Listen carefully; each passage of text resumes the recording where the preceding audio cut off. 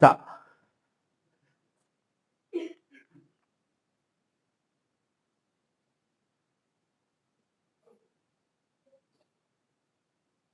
시스템. 우리가 개라고도 부르는 개념 중에 하나인데 물리랑 화학에서 다룰 때에서 쓰는 용법, 생명과학이나 지구과학에서 사용하는 용법의 차이가 있습니다. 물리랑 화학에서 우리가 무슨 개라 그러면 개와 주변을 구별해가지고 내가 관심을 두고 관찰하는 영역이냐 그 바깥에 있는 환경이냐를 이야기하는 요소가 되는 거고, 생명이나 지구과학에서 시스템이란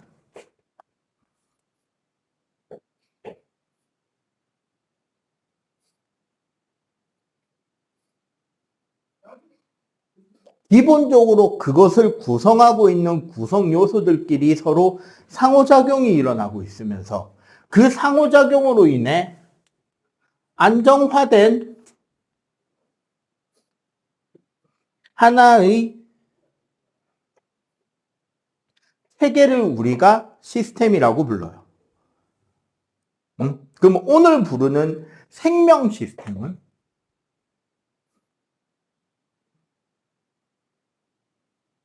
한마디로 하나의 생명체가 이루어지는 구성 체계 자체를 이해를 하자는 거지. 해당 내용은 어디에 속하냐면 중학교 1학년에 있었을 거예요. 보통 우리 생명은 세포가 있고요. 조직이 있고요. 기관이 있고요. 개체가 있죠. 자, 세포는 뭐라고 설명되느냐? 생명 구성의 구조적, 기능적 단위라고 하거든. 자, 요거 단어 뜻을 이해를 해야 됩니다. 구조적이라는 말은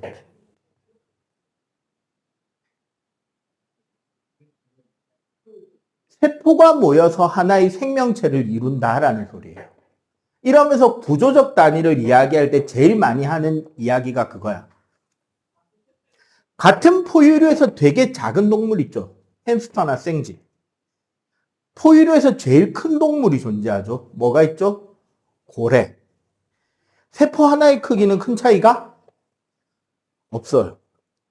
뭐 신경 뉴런이야 길이의 그 가장 긴 신경 뉴런을 따진다면 길이의 차이가 무지막지하게 날 수 있겠지.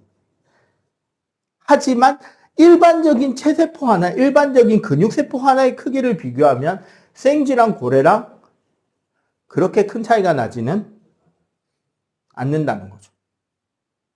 그러면 단지 그 생명체의 덩치를 결정하는 것은 뭐의 차이다? 그치, 세포의 개수의 차이인 거죠. 자, 그리고 기능적이라는 말은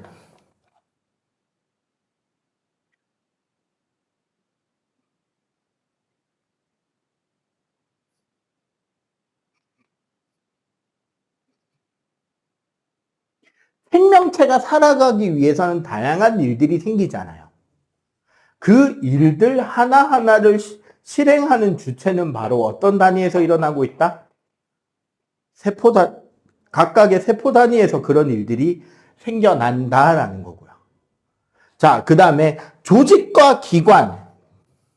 요 범위는, 자, 설명을 잘 구별해서 보실 필요가 있어요. 조직이란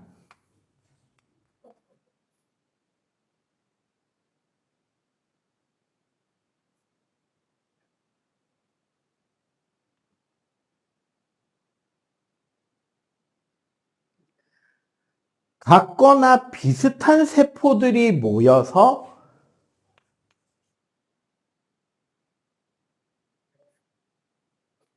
역할을 수행하는 게 조직이에요. 기관은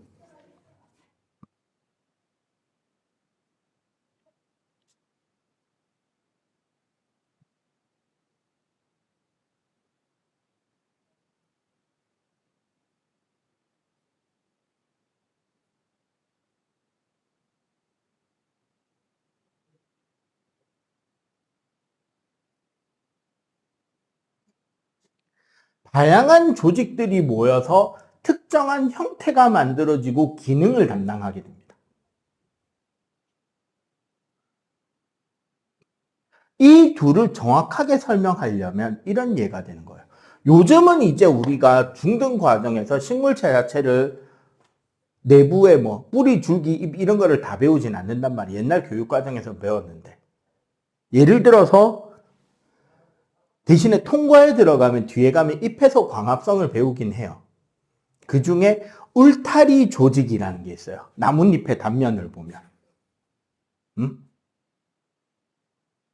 예를 들어 우리 나뭇잎을 이렇게 잘라서 그 단면을 현미경으로 보면 제일 위에 있는 세포들이 뭐냐면 표피 조직입니다. 없어요, 책에. 표피 조직에 있는 세포에는 엽록체가 없어요.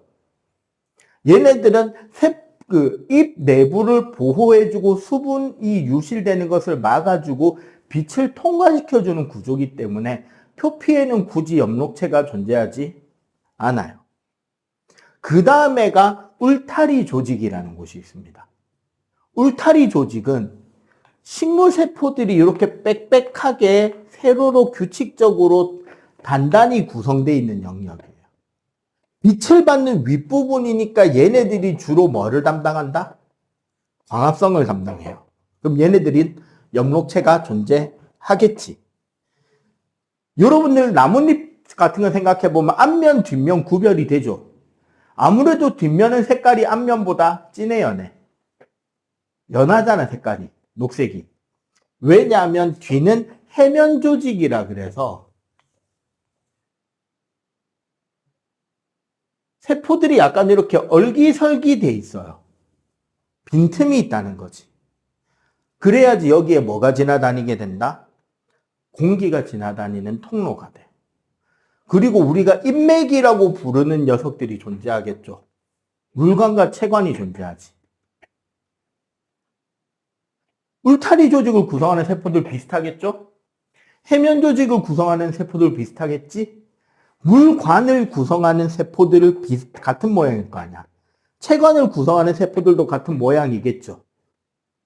그리고 그 세포들이 모여서, 같거나 비슷한 세포들이 모여서 공통된 역할 수행을 하면서 어떠한 자신의 일을 진행을 하게 되고, 그런 조직들이 다양한 조직들이 모여서 특정한 형태, 나뭇잎이라는 형태, 줄기라는 형태를 구성하게 되고, 나뭇잎은 광합성과 증산작용을 한다가 되는 거죠.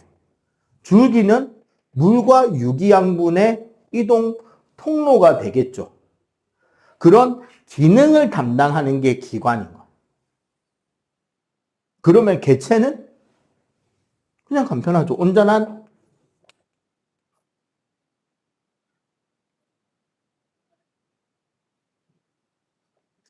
완성된 독립된 생명체가 개체가 되는 거고.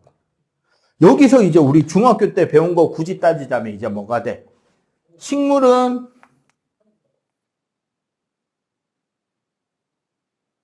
조직이 모인 조직계라는 구성 단계가 존재하는 거고, 동물은 기관계라고 하는 구성 단계가 존재하는 거죠. 그리고 저 기관계가 우리 중학교 2학년 2학기에 배운 그 단원인 거야. 뭐? 소화, 순환, 호흡, 배설. 3학년에 배우죠. 감각, 신경, 내분비.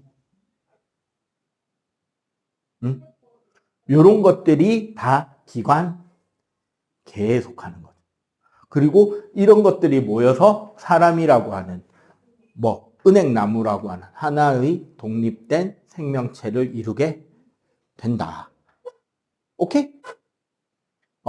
자, 그러면 이제 이런 것을 바탕으로 해서 세포들, 동물과 식물은 어떤 차이가 있고, 그 세포를 구성하고 있는 세포 내 소기관은 어떤 것들이 있는지를 배우는데, 중학교 때까지, 초등학교에서 중학교 때까지 배우는 기본적인 거와 통합과학부터 나오는 새로운 거.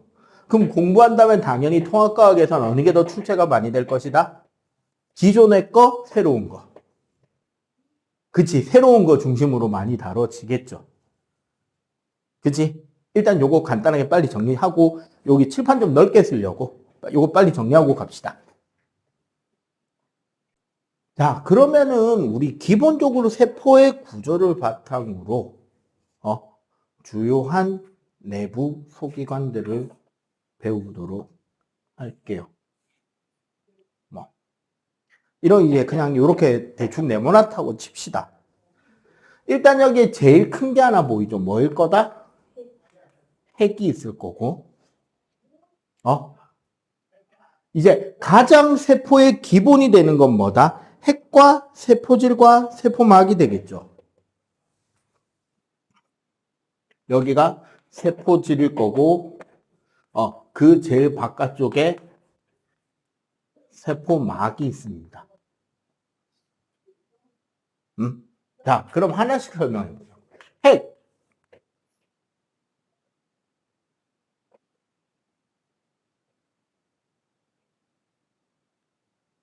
기본적으로 핵은 생명으로서의 기능 중추가 되고요.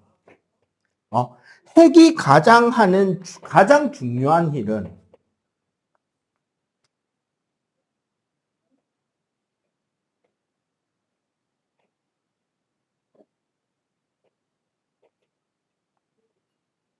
유전 물질을 저장하고 복제하는 겁니다. 요게 중학교 3학년이 되면 그 체세포 분열, 감수 분열이라 그래서 배워요. 핵 안에 있는 핵 안에 유전 물질이라는 게 결국 DNA, RNA 같은 유전자들인데 이 유전자들이 뭉쳐져 있는 게 염색체가 되겠죠. 그걸 통해서 어떻게 세포 분열을 하더라도 그 정보를 후대에 전달하는지, 그리고 왜 여러분들은 부모님과 닮았는지, 그리고 왜 형제끼리는 좀 비슷한지 이런 것들을 배우게 되죠. 자, 그리고 세포막은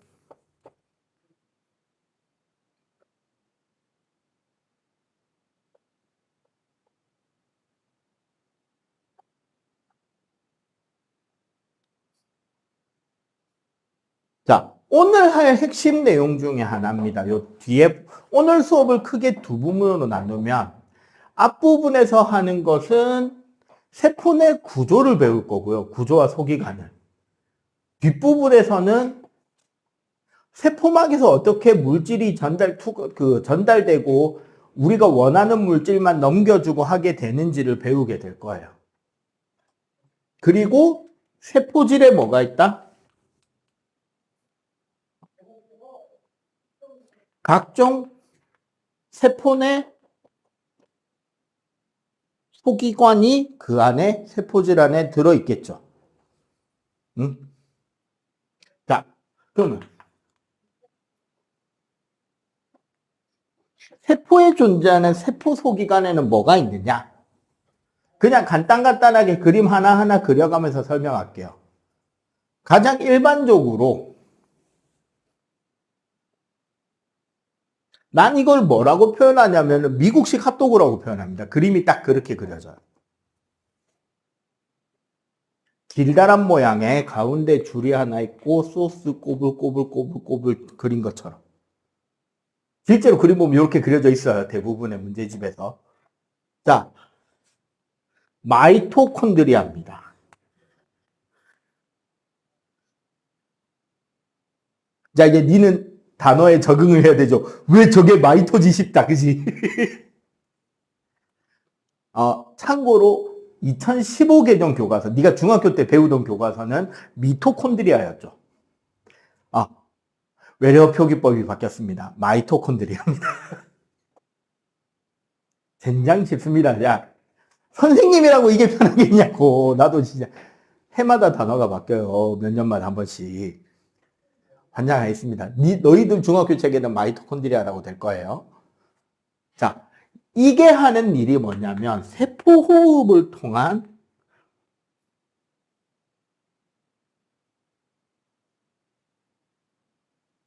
ATP라는 에너지를 생산하는 소기관이 마이토콘드리아입니다.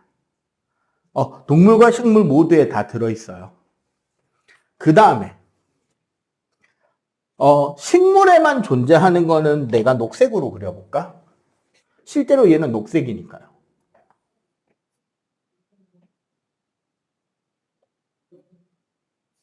요렇게 모양이 비슷한데 안에 쌀포대가 차곡차곡 쌓여 있는 것처럼 그려지는 게 있어요.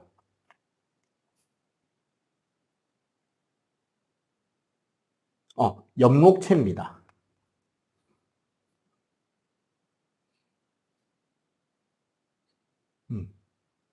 우리가 보통 주로 식물, 중학교 1학년 1학기 때 너희들 생물에 분류했지. 2원, 5개 하면서 했잖아. 그 중에 진핵 생물에서는 식물에만 존재하고요. 일부 원생 생물이나 원핵 생물에서는 동물인데도 가지고 있는 놈이 간혹 있기도 합니다. 집신벌레라던가, 대표적으로. 얘는 뭐를 하는 기관이죠? 엽록체 뭐 해요? 네, 광합성이죠. 광합성을 통해서 에너지를 저장하게 됩니다. 빛 에너지를 화학 에너지로 저장하게 되고요. 그 다음에 이거 가르쳐 주면 대부분의 학생들은 육식성을 가지게 되더라고. 고기 먹는 거를, 야채 먹는 거를 되게 혐오하게 되던데요. 역시 식물에만 존재하는 세포내 소기관이 하나 있습니다. 보통 하늘색으로 그려지는 경우도 많은데 이렇게 커다란 물주머니가 하나 들어있어요. 뭐라 부르죠, 이거를? 액포라고 합니다.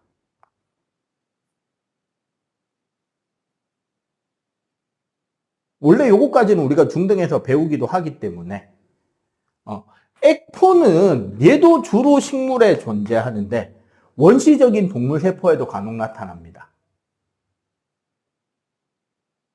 식물 세포의 경우는요. 세포망밖에 뭐가 있죠? 그치. 식물 세포는 여기 세포벽이 존재하잖아. 저 세포벽들 때문에 식물 세포는 되게 조밀하게 다닥다닥 꽉꽉 붙어 있잖아요. 그러다 보니까 무슨 문제가 생기냐? 동물 세포에 비해 물질 교환이 쉽다 어렵다? 상대적으로 어려워요. 그래서 세포의 생명활동으로 만들어진 노폐물들을 세포 밖으로 배출하기가 상대적으로 동물보다 어려워요. 그래서 생명활동의 노폐물이나 노폐물과 물 등을 세포 안에 저장하게 되는데 이게 액포예요. 근데 있잖아. 생명활동으로 만들어진 노폐물을 두 글자로 우리는 뭐라 부르게요? 이건 너희들 니 중2 때 배웠다. 소화순환호흡 배설 중에 생명활동으로 만들어진 노폐물을 콩팥을 통해서 걸러내는 걸 우리가 뭐라 부르죠? 배설, 오줌이라 그러죠. 액포 안에 들어있는 액체는 그럼 뭐다? 식물의 오줌이죠. 자, 오늘 점심에 채소 먹었어, 안 먹었어? 김치. 자, 배추를 씹었을 때 나올 액체는 과연 어디에 있던 액체인가?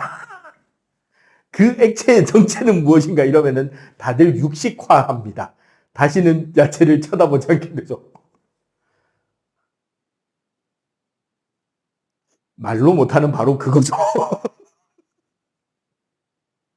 다행히 동물에게는 몸에 매우 유익한 물질이긴 합니다. 동물의 그 물질과 같은 성분이 아니긴 해요. 아, 그래도 왠지. 자, 이거 말고 이제 지금부터 배우는 게 이제 진짜입니다. 세포안을 잘 보면 비슷하게 생긴 녀석이 있어요. 그래서 내가 색깔을 좀 다르게 그릴 건데 세포 그림을 잘 봐봐. 핵 주변을 둘러싸고 있는 이 미역고다리 비슷한 녀석이 있죠. 이렇게 핵 주위를 둘러싸고 있는 물질들도 있고요. 비슷하게 생긴 놈이 핵 주변이 아닌 조금 떨어진 데 이렇게 있기도 하잖아. 맞지? 핵 주변에 있는 얘 이름이 소포체고요. 소포체랑 비슷한 모양인데 핵에서 좀 떨어져 있는 얘네들을 골지체라고 부릅니다.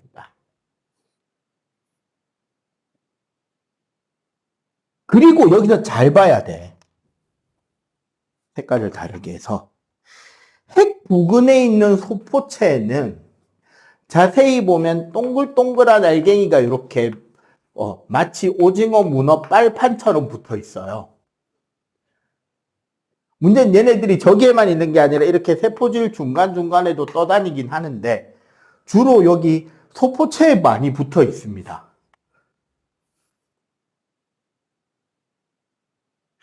요 녀석들의 이름이 소포체, 고지체. 갑자기 이름 까먹었다. 라이보솜. 맞다. 얘도 이름 바뀌었습니다. 네. 재작년까지 리보솜이라고 부르던 녀석입니다. 라이보솜이라고 이제 불러요. 22개 전부터. 요 세 녀석들이 하는 일들이 다르다는 거죠. 자, 첫 번째. 소포체에 붙어 있는 작은 알갱이. 라이보솜은 하는 일이 있습니다. 얘가 바로 뭘 하느냐.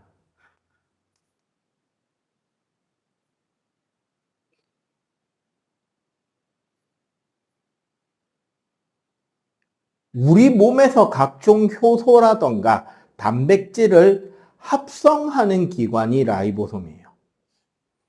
이게 아마 다음 주 내용이 될 건데 유전 물질에 대해서 배울 때 이 라이보솜에 우리가 뭐가 들어가냐면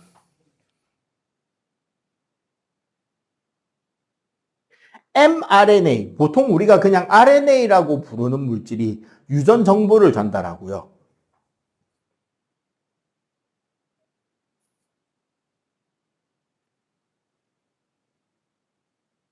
그리고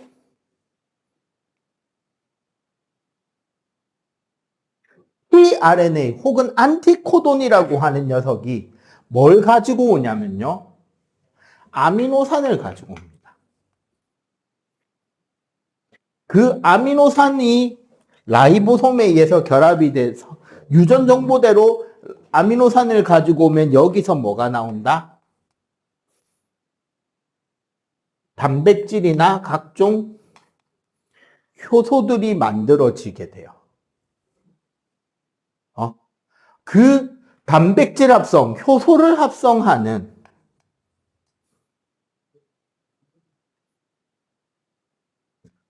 그 소기관이 라이보솜입니다. 그리고 라이보솜이 붙어 있는 저런 소포체를 거친면 소포체라고 하는데 그거는 과거 가거나 생투가면 배우게 될 명칭이에요. 자, 그러면 노란색으로 그렸던 거. 소포체. 소포체는 그 단백질을 저장하고 수송해주는 그 세포내 소기관이 소포체가 되고요. 자, 밖에 그렸던 이 비슷한 모양인 얘가 골지체죠. 얘는 단백질을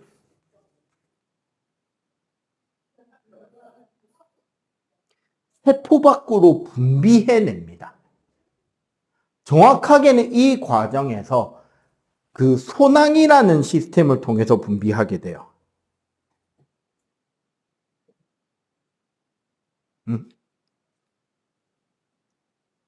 그 소낭이라는 게 무슨 소리냐면 봐봐. 우리 아까 요 소포체에서 라이보솜이 붙어 있잖아. 그럼 여기서 단백질을 여기에 넣어 놓겠죠? 그럼 이 사실 소포체도 우리가 세포막 좀 이따가 배울 인지질이라는 녀석들로 구성되어 있는 세포막 성분하고 같은 성분이란 말이야. 그럼 요게 요 단백질이 끝에 가게 되면 얘가 요렇게 떨어져 나와요. 똑하고 작은 주머니 형태로. 그러면은 인지질 주머니에 단백질이 들어있는 이 소낭이 떨어져 나오겠지? 얘가 어디에 가서 들러붙는다? 골지체에 가서 딱 들러붙으면서 단백질을 여기에 넣어줄 거 아니야. 그럼 이 골지체에서도 또 소낭을 만들어서 분비하면 이 세포막에 이 소낭이 가서 붙겠지. 그러면 이 소낭이 붙으면서 여기 세포막에 구멍이 빵 뚫리는 거야. 그러면 여기에 있던 단백질이 세포 밖으로 뿅 하고 튀어나가지겠죠. 그리고 이렇게 붙은 골지체의 이 부분은 세포막으로 그대로 뭐가 된다? 흡수돼 버리는 거야. 이런 식으로 해서 소포체에서 만든 단백질을, 라이보솜이 만든 단백질을 소포체가 골지체로, 골지체가 세포 밖으로 전달해서 분비해서 생산해서 빼내주게 하는 구조가 된다는 거지. 이해가 돼요?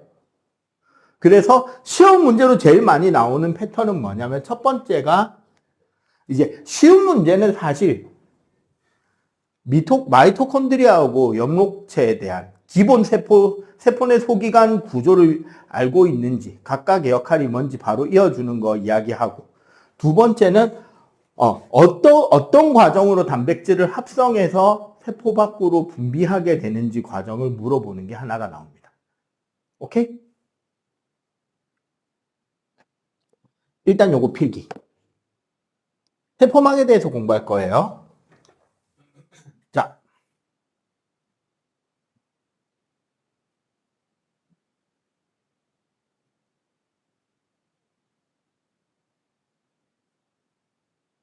자, 인지질. 원래 우리 이제 중등 과정에서는 그냥 지방이라고 배운 거 있잖아요. 중등 우리 영양소 할 땐 지방이라고 그냥 보통 많이 배우는데 정확한 명칭은 지질입니다. 지질은 그 구성이 크게 세 가지예요. 첫 번째가 중성지방.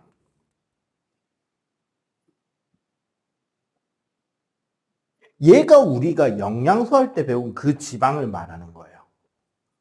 기본적으로 그 중성지방의 구조는 글리세린이라고 하는 탄화수소 화합물에 지방산이라고 하는 탄화수소 가닥이 이렇게 세 가닥이 붙어 있는 게 중성지방이야. 우리 중학교 때 소화하면은 뭐라고 배워요? 지방은 지방산과 모노글리세리드로 분리되는 거 배우잖아. 그게 뭐냐면 이 구조가 요 지방산 가닥 한 가닥만 달려있는 게 모노글리세리드예요. 그리고 다리 두 개로 이렇게 요 지방산 다리 두 개가 떨어져 나온 얘네들이 지방산이 되는 거야. 그리고 사실 요 지방산은 뭐냐면 얘입니다.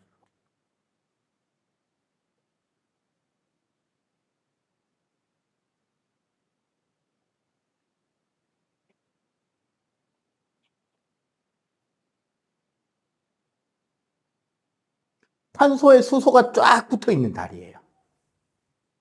요게 지방산이거든. 요게 달려있는 거라고 생각하면 돼. 공유결합. 그에 비해 오늘 우리가 배울 두 번째 인지질. 자, 원래 글리세린이라는 것 자체가 삼가알코올이라서 OH기가 3개 붙어 있고 거기에 H가 떨어진 자리에 다른 게 연결돼서 결합이 되는 거거든. 그래서 인지질은 다리가 2개인데 그 중에 하나는 이중결합 때문에 약간 이렇게 꺾인 구조가 되고요. 한 가닥이 붙는 자리에 뭐가 붙냐면 우리 그 유전물질에 나오는 개념 중에 인산기가 있었거든요. 그 인산이온이 이렇게 붙어 있는 걸 인지질이라 그럽니다. 그러면 요 인지질에서 우리가 요 구조를 배우는 이유가 뭐냐면 얘는 이온이라 그랬잖아. 인산이온. 앞쪽에 붙어 있는 거. 그럼 얘는 물이랑 친할까요? 안 친할까요? 물이랑 친하죠. 이온인데 얘는 친수성이야. 근데 여기는 요쪽에 요 지방산 다리는 탄화수소 덩어리잖아요. 쉽게 말하면 기름이란 말이야. 물이랑 친할까 안 친할까? 안 친하겠죠. 요쪽 구조가 뭐가 된다?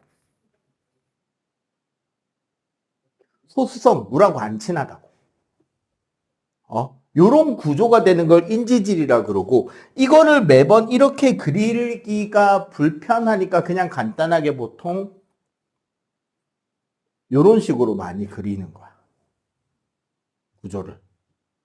이거 말고 이제 굳이 하나 더 이야기하자면 세 번째가 스테로이드입니다.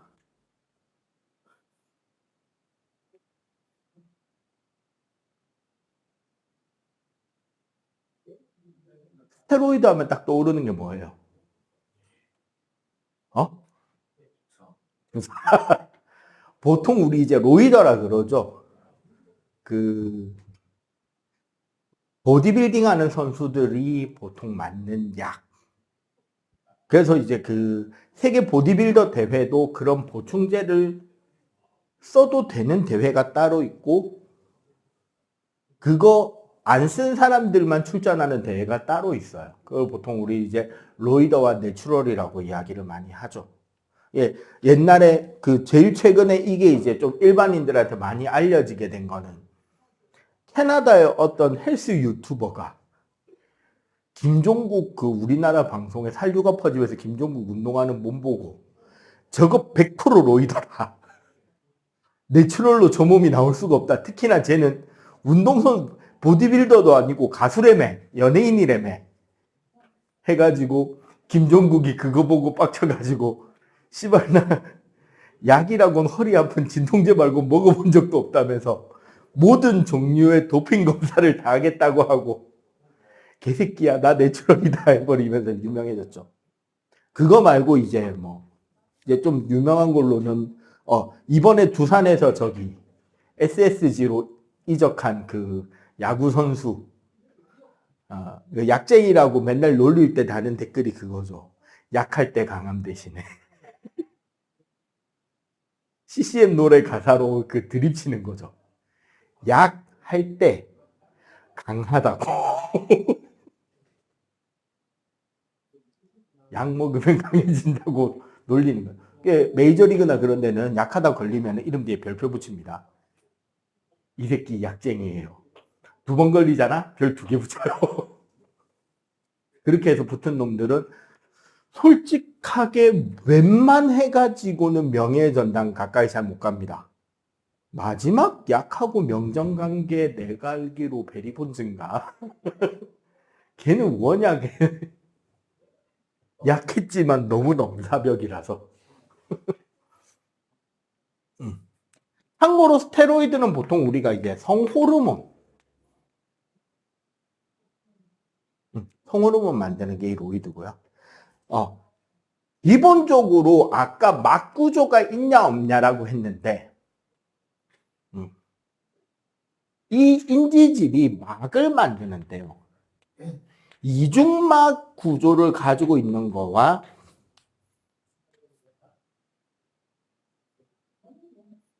단일막 구조로 이루어지는 것들이 있어요. 이 단일막 구조가 우리가 아까 배운 소포체와 골지체고요. 이중막 구조인 게 뭐가 있냐면 세포막, 핵막, 마이토콘드리아, 엽록체가 여기에 속합니다.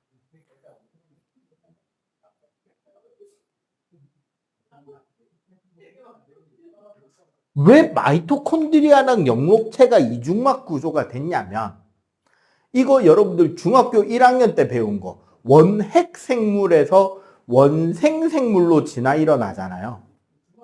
응? 지금 이건 통과에 나오는 건 아니에요. 원핵 생물이라고 있습니다. 완전 원시적인 균류에 가까운 생물들. 얘네들은 유전 물질이 핵이 따로 없어요. 세포 전체에. 그냥 유전 물질 자체가 그 세포 전체에 흩어져 있는 애들이 원핵 생물이었어.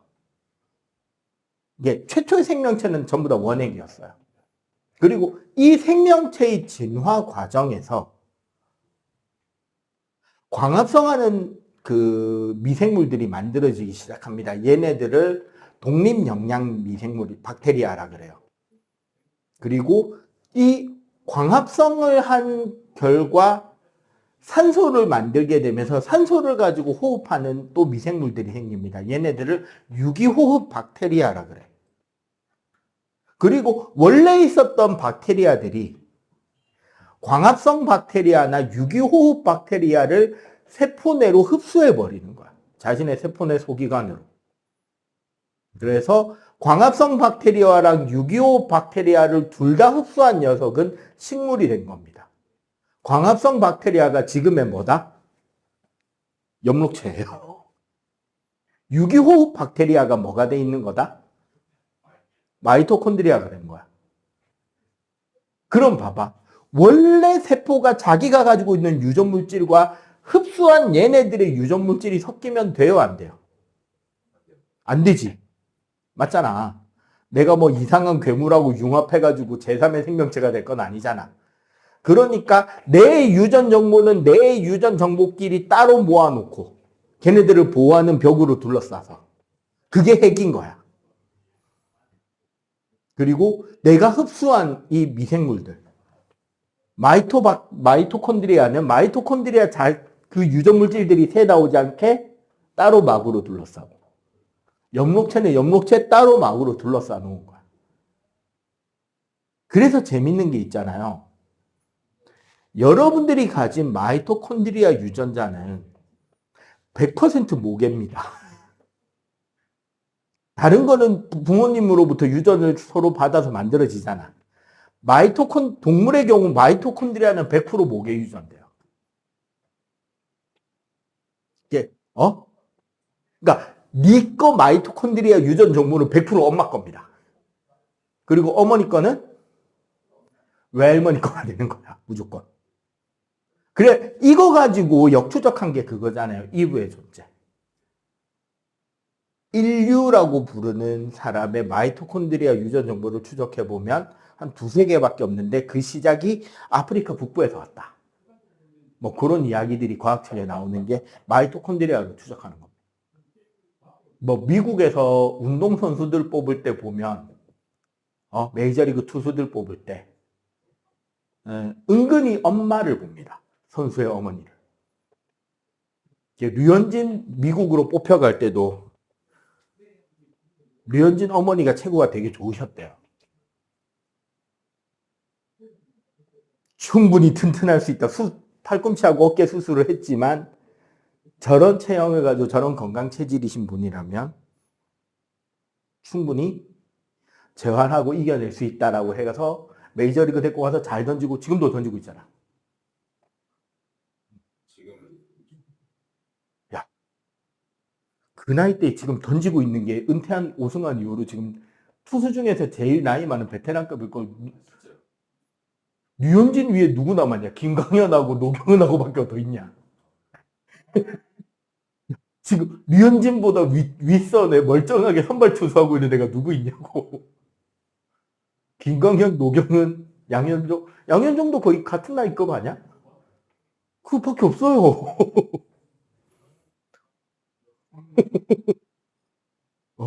아직까지 솔리드한 선발 투수 하잖아. 물론 그 옛날 개인적으로 야구 팬으로서 가장 아쉬웠던 거는 그해 롯데 스카우터가 류현진을 뽑지 않은 것이고 대한민국 야구 팬으로 최고의 다행은 그때 롯데가 류현진을 안 데리고 온 겁니다. 진짜로. 야, 그 옛날 싸이월드에 류현진은 롯데 오는 줄 알고 있었어요. 드래프트 전날 저녁까지. 어? 농담 아니라 진짜라니까. 자, 이런 겁니다. 자, 그러면 이제 세포막의 구조를 보자고. 세포막은 기본적으로 인지질 이중층이라고 불러요. 그리고 여기에 뭐가 추가가 되느냐 하면 막단백질이라는 게 들어있어요. 자, 인지질 이중층은 뭐냐? 그림으로 그려보면 이런 거예요. 유동적인데 인지질들이 요렇게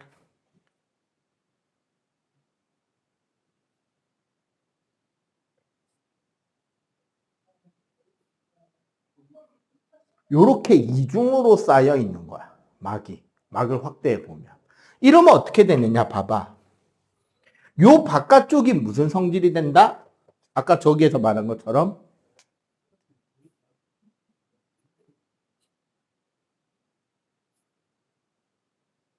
친수성이 되는데 막의 가운데 부분에 뭐가 존재하게 돼요? 소수성이 존재하죠. 이런 막이 돼버리고 여기에 뭐가 꽂혀 있게 된다? 단백질이 이렇게 꽂혀 있는 거야. 사이사이에 막에.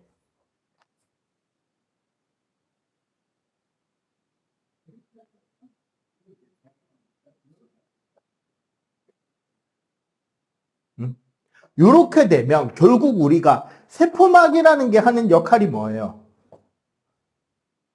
세포 밖에서부터 영양소와 산소를 공급받고 세포가 생명활동으로 해서 만들어지는 이산화탄소나 노폐물이나 기타 물 같은 거를 세포 밖으로 통과시킬 때 특정한 물질들만 통과시켜 줄 수 있는 막이 되어야 되잖아. 그지? 그 막이 될 때 결론적으로 뭐다? 인지질 이중층을 통과하는 물질과 여기에 있는 이 막 단백질을 통과하는 물질은 같다 다르다? 다르다라는 게 핵심인 거고 통과되는 형태도 조금 다르다라는 게 핵심인 거야. 자, 세포막의 구조는 이렇게 돼 있는데 자, 이 중에서 결국 인지질 이중층막의 핵심은 앞뒤에 있는 친수성이 아닌 가운데 있는 소수성이 핵심이 되는 거예요.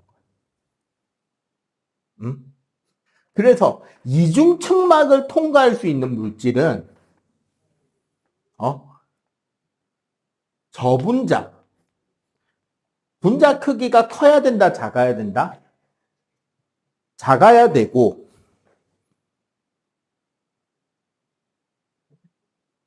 정기적 극성을 띠지 않는 중성의 분자들이 보통 통과합니다. 그럼 뭐 산소나 이산화탄소 같은 거.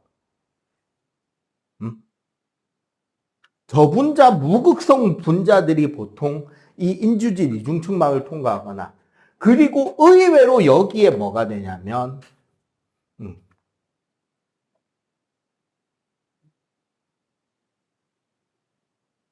기름에 잘 녹는 녀석들이 여기를 통과해요. 좀 분자가 크더라도.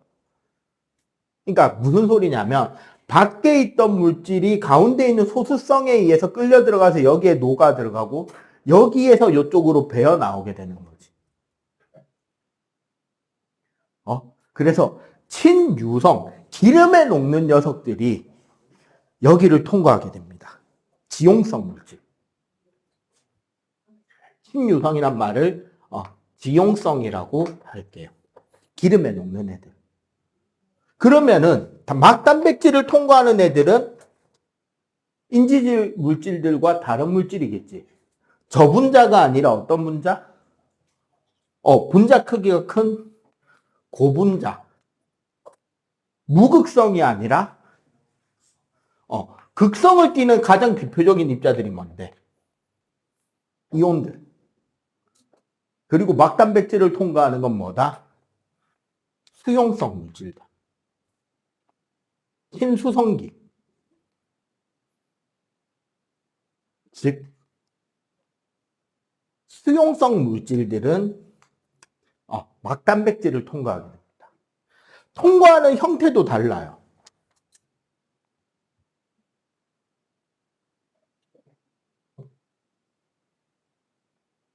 기본적으로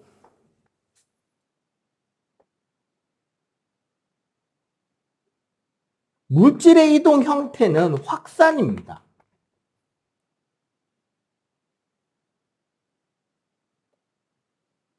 확산이라는 말은 우리 중학교 1학년 때 배우죠. 뭐가? 용질의 농도가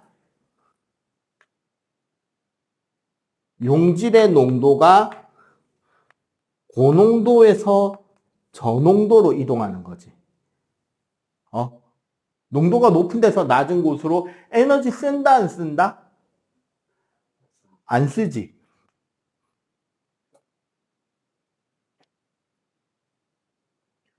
없는데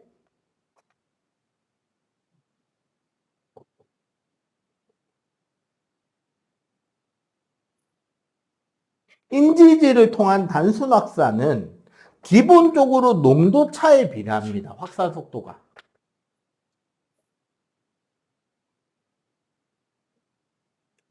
그런데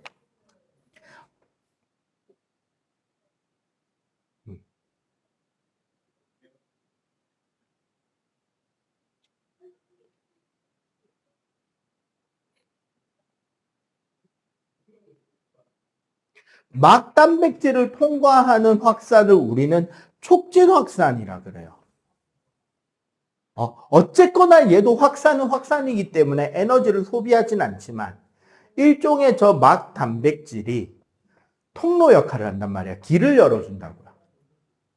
그래서 분자가 크고 물에 잘 녹는 저런 분자들, 이온들 같은 경우도 초반부터 어떻게 확산 속도가 되게 빨라집니다. 근데 이게 무한정 계속 빨라지지 못하고 속력이 일정해지는 이유는 뭐다? 왜 일정해지느냐? 단백질의 양이 한계가 있죠. 막 전체를 보면 막에서 차지하는 단백질의 비율이 그렇게 높지는 않기 때문에 일정 속도 이상에서는 더 이상 빨라지지 못하는 한계가 있긴 하지만 그렇더라도 뭐보다는 인지질막을 통과하는 단순 확산보다는 기본적으로 확산 속도가 어떻다? 막단백질을 통한 확산이 훨씬 빠르게 일어난다는 거예요. 오케이? 요렇게 해서 우리가 원하는 특정한 물질들을 세포막에서는 각자 통과시켜주고 이 통과시키는 방식이 바로 확산이라는 겁니다. 오케이?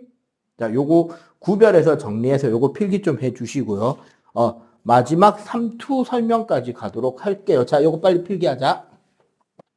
자, 3투라는 거를 간단하게 배우고요. 실제로 3투 현상 때문에 일어나는 좀 약간 좀 징그럽고 좀 끔찍한 영상 하나를 보도록 할게요. 3투라는 거는 선생님은 얘도 확산으로 치는 편이에요. 3투는 일반 확산하고 뭐가 다르냐면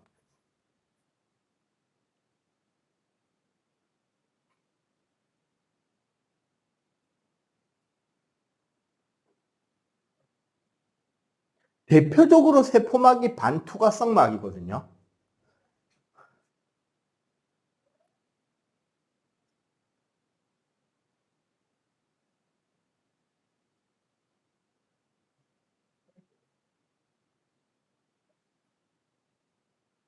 입자의 크기가 매우 작은 분자들만 이동할 수 있는 막입니다.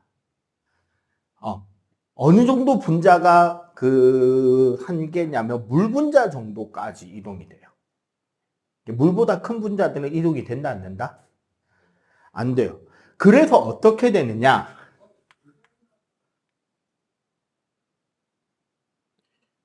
농도가 낮은 곳에서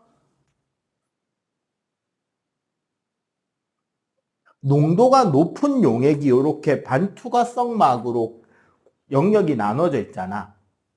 원래 이 막이 없으면 어떻게 돼요? 막이 없다면 농도가 높은 곳에서 농도가 낮은 곳으로 용질 입자가 확산을 통해서 퍼져가면서 농도가 균일하게 될 거 아니야. 그지?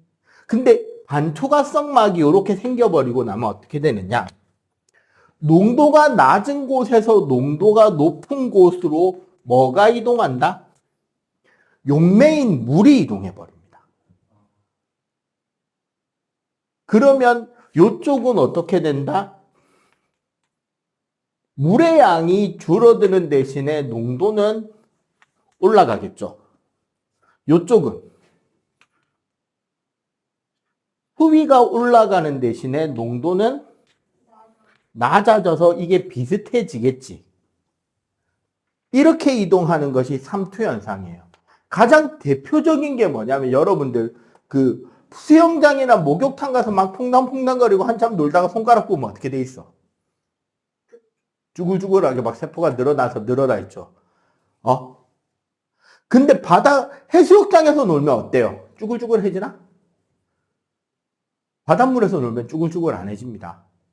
오히려 막 볼살이 나 있는 다리 같은 피부가 어떻게 된다? 되게 땡겨요. 응?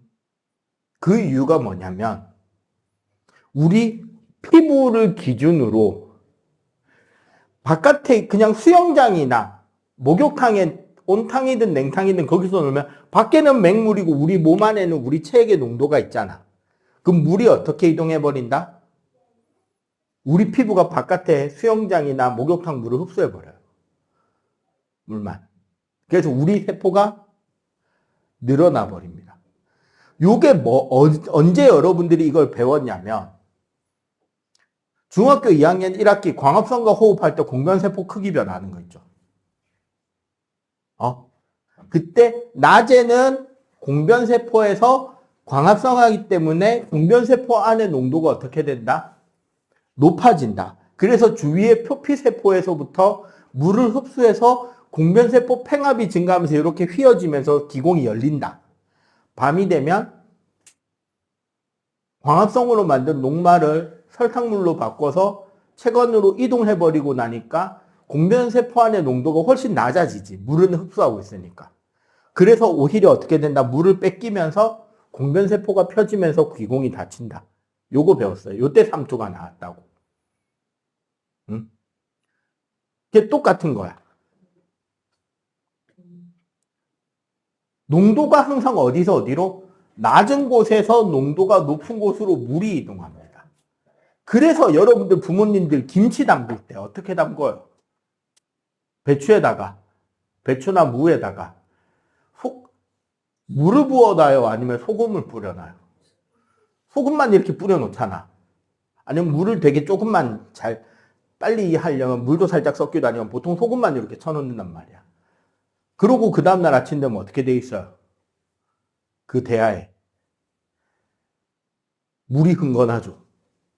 어디서 빠져나온 물이다? 배추나 무 안에 있던 수분이 삼투압으로 빨려 나온 거야.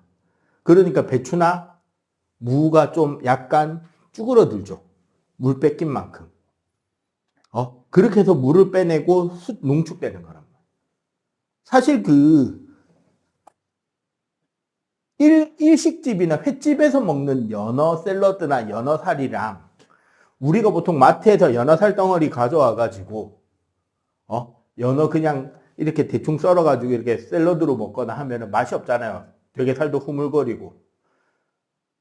그 차이가 뭐냐면 수분 차이예요. 사실 어떻게 하면 된다? 마트에서 연어 살덩어리를 사왔잖아, 필렛을. 소금을 앞뒤로 꽉 발라놓는 거야. 그러면 간이 배이는 게 아니라 소금 간도 어느 정도 배이긴 하지만 뭐가 더 크다? 연어 살에 있던 수분이 어떻게 된다? 바깥에 발라놓은 소금 때문에 빨려 나와요. 그러면 살이 어떻게 된다? 수분이 빠지면서 쫙 수축해서 되게 탱탱해지고 맛이 진해지는 거지. 그렇게 해놓고 소금, 빠르게 흐르는 물에 겉에 묻어있는 소금만 헹궈내고 키친타올 같은 거나 우리 원래는 그 생선 그런 해동지 같은 걸로 싸서 수분 쫙 흡수한 뒤에 썰면 맛있는 생선회를 즐길 수 있게 됩니다. 연어회 같은 거는. 이제 그게 다 삼투인 거야. 그래서 늘 하는 소리 있잖아요. 뭐 꽃밭에다가 오줌 싸면 돼요? 안 돼요? 왜 안 되는지 알겠어?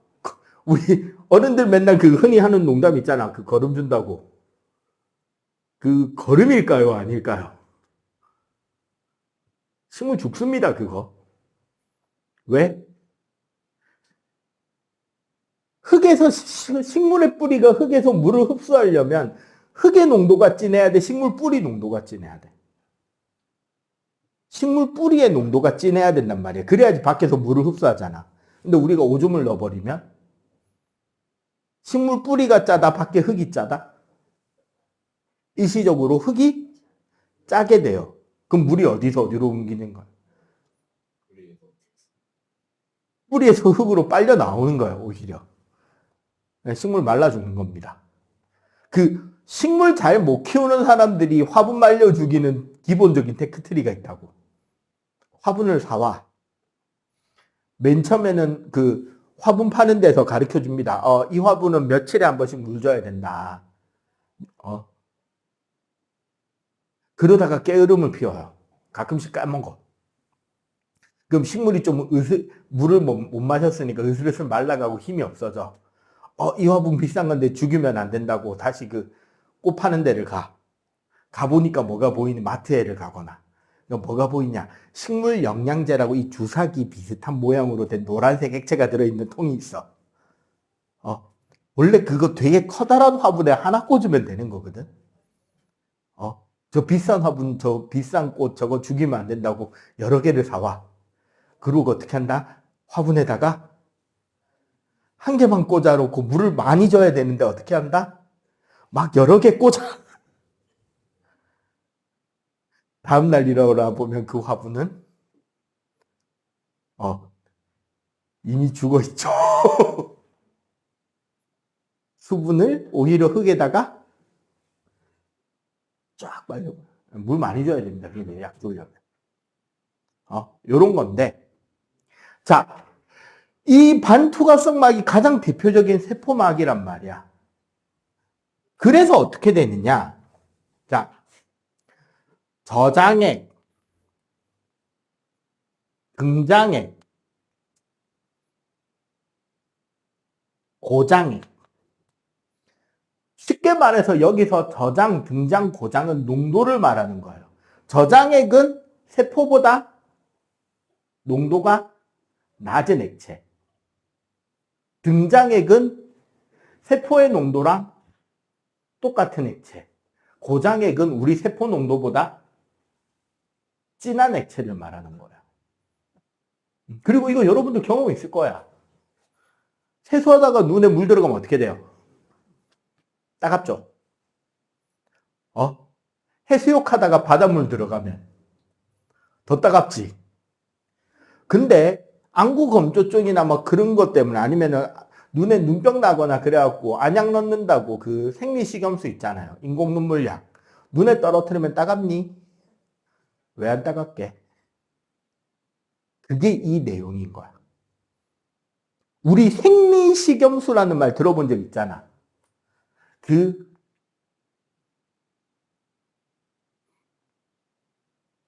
대표적인 등장액이에요. 세포 농도랑 어떻다? 기본적으로 생리식염수의 농도랑 우리 세포 체액 농도가 같아요. 그러니까 생리식염수에 적혈구를 떨어뜨려 놓으면 원래 우리가 알고 있는 적혈구 모양이 그대로 유지가 됩니다. 식물세포도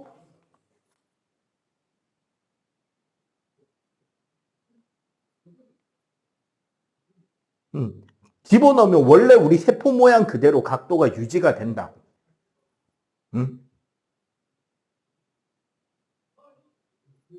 그에 비해서 저장액에다가 떨구잖아요.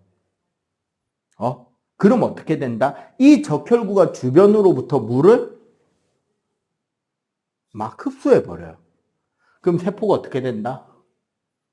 부풀어 올라 둥그렇게.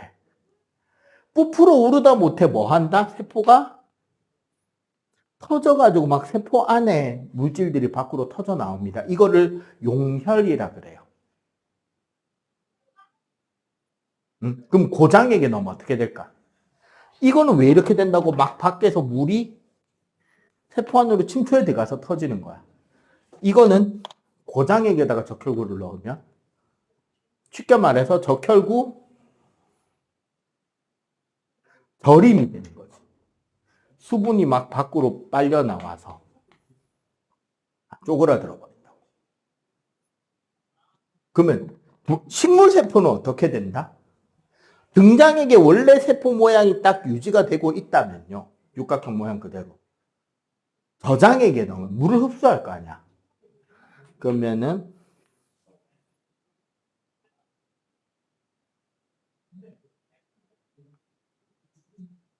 세포가 약간 물을 먹고 빵빵하게 불어있는 모양으로 바뀌어요.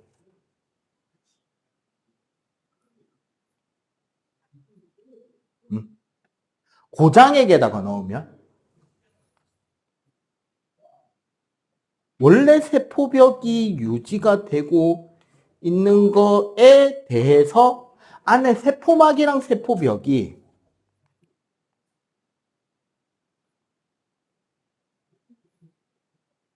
이렇게 떨어져 버립니다. 세포가 쪼그라들면서. 역시 어떻게 된 거다? 물을